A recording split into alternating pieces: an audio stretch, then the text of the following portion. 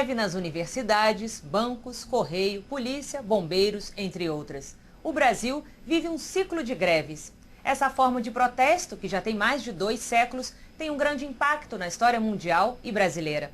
O movimento, que já foi considerado crime, foi retratado de diversas formas no cinema.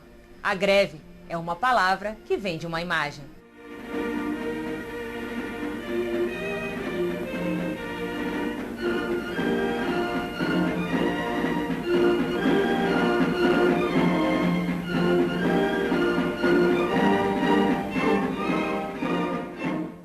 A palavra greve surgiu na França, no final do século XVIII. Era uma região em Paris, às margens do rio Sena, havia um porto e enfim, existia uma praia nesse lugar. Essa praia se chamava Greve, né, a praia da Greve. E foi um lugar que, quando os trabalhadores paralisavam o seu trabalho e se concentravam nessa localidade para protestar contra os baixos salários e as condições de trabalho. As greves são paralisações conjuntas e organizadas do trabalho.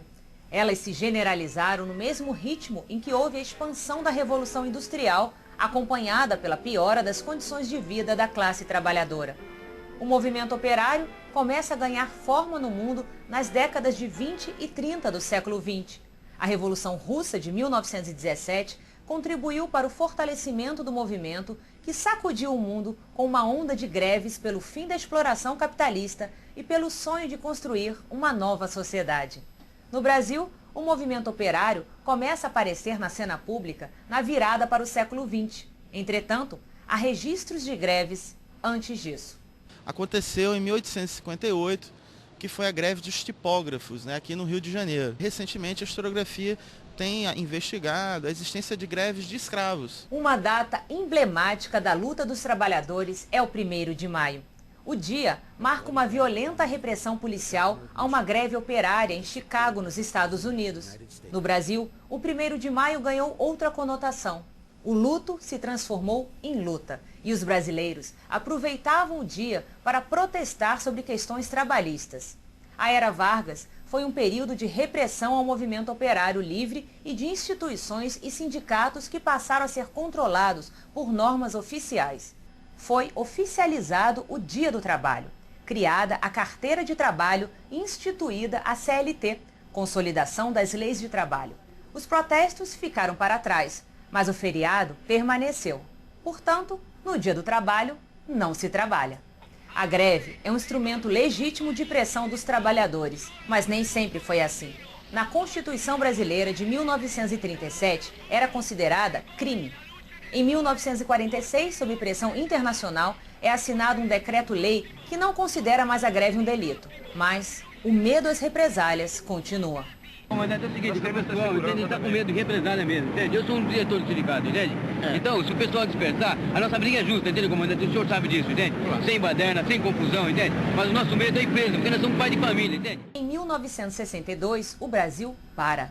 É a primeira greve nacional. As greves que paralisaram todo o país trouxeram um grande ganho para os trabalhadores. Essa greve, ela é a culminância de todo um processo de muitas lutas e outras greves, inclusive, e ela, afinal de contas, força que o governo assine esse direito, né? Ou seja, a lei do 13º salário, que continua vigente até hoje.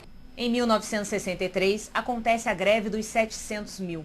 14 categorias forçam uma negociação coletiva em desafio à CLT, que obrigava a negociação de forma isolada e corporativa.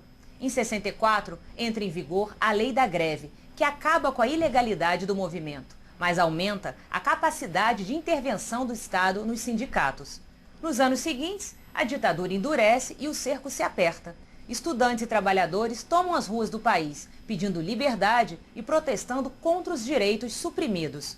Houve grandes paralisações nesse período que atrapalharam o desenvolvimento do Brasil. A Constituição de 67 assegura o direito de greve aos trabalhadores do setor privado, proibindo por os que trabalham no serviço público e nas atividades consideradas essenciais.